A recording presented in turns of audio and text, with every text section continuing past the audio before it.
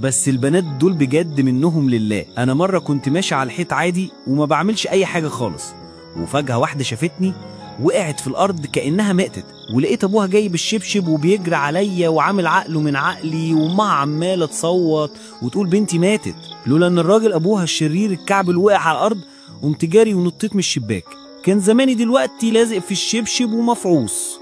أنا دخلت مرة أوضة بنت بالغلط، ومن حظ مهبب إنها كانت صاحية.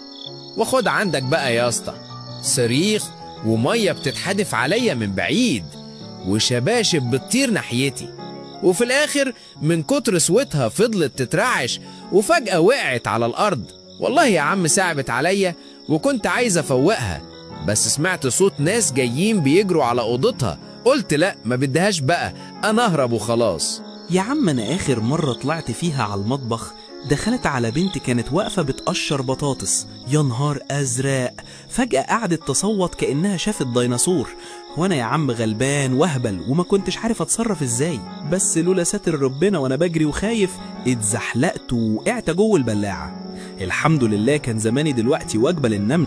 دي مرة واحدة شافتني عند الحوض قامت جابت شبشب مقاس 43 وانا مقاسي 2 ملي، لولا ان من خوفها فضلت ماسكة الشبشب وبتصوت وبس. وقتها نطيت في عين الكابانيه وكانت لسه ما فتحتش السيفون، بس ما همنيش ونطيت احسن ما اموت.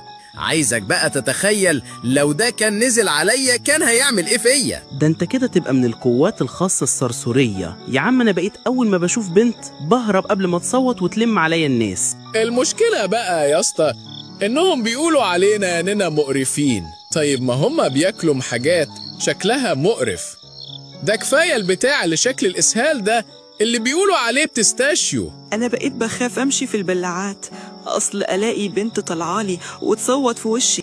بس الشهادة لله احنا أحسن من غيرنا. انت ما بتشوفش اللي بيحصل في أهلنا اللي في الصين ايه؟ يا عم دول بيأزأزونا هناك زي اللب. كفاية بقى يا عم، ربنا يجعل كلامنا خفيف على البنات، دول بيجوا على السيرة وجسمي بيقشعر منهم.